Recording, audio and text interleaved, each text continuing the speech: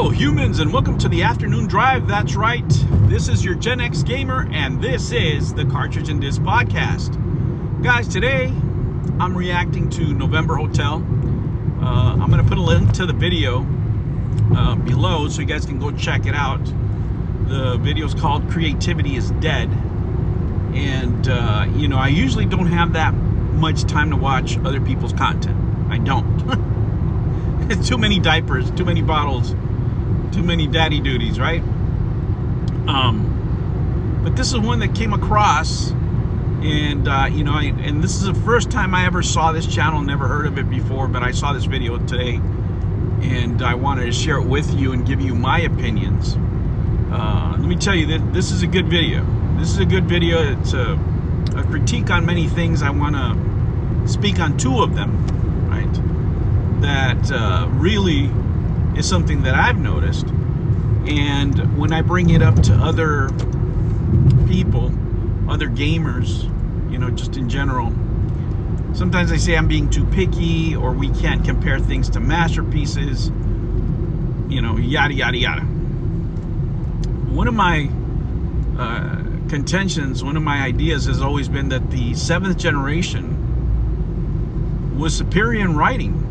You know, the writing of the games was just better, you know, between the 7th and the 8th. And then after that, it just took a dip, right? And I always put it to the Fortnite effect, right? Fortnite is a brand new archetype where game developers just switched. You know, when they saw how much money Fortnite generated in games like that, they pivoted to that kind of business model.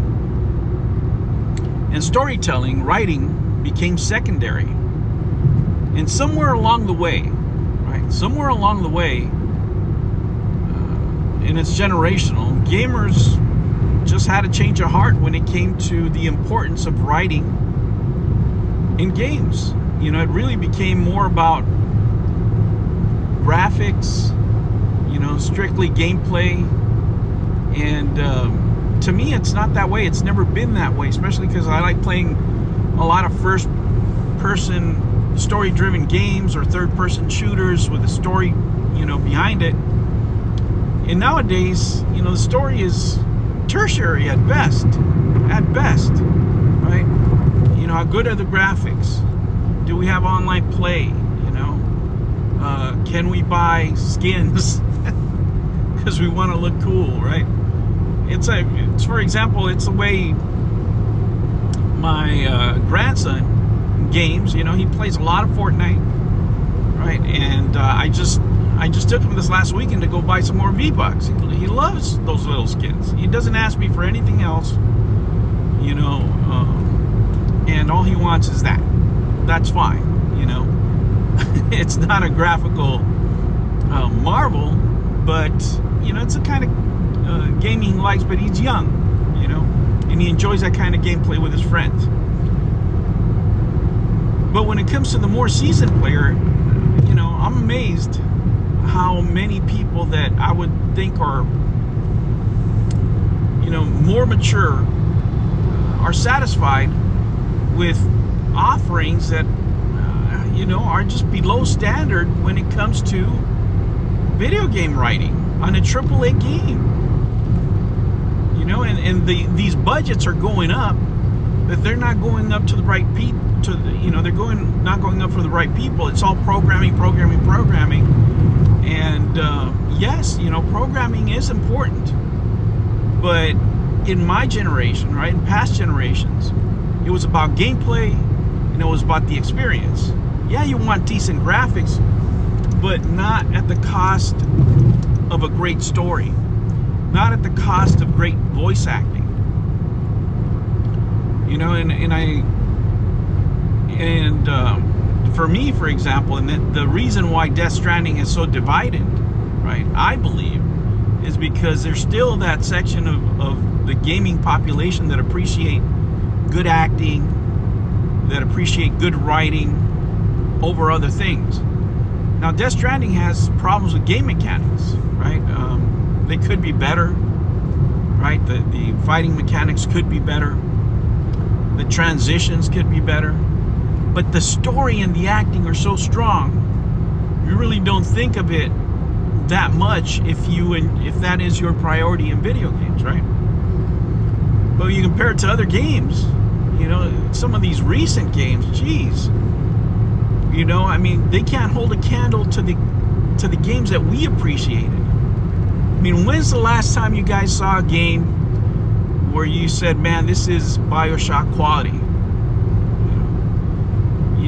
You know, do you ever? No.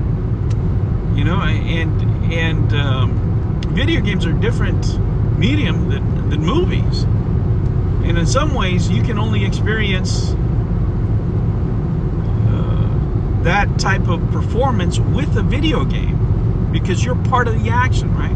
It's how these writers bring you along, how they bring you into the story, how they make it feel personal to you by the choices that you make. All that has to be written out ahead of time by somebody who is a writer. So, you know, there is an importance to the hard sciences, yes, absolutely, right?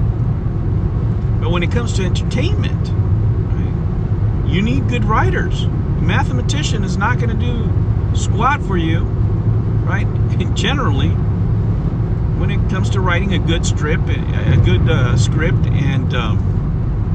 developing strong characters on screen, as you've seen.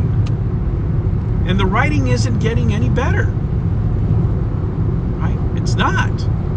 I mean, I hope Levine comes out with something better. What is it, Judas Lazarus, his new project? You know, I hope he takes it back there. You know, and good writing is so few and far between now that we really, really appreciate it when it comes out. But it's a cost of doing video gaming today. Like I said, when games as a service came out and they started making billions and billions of dollars, it changed the industry, but it also changed the public, right? Because it's a different customer.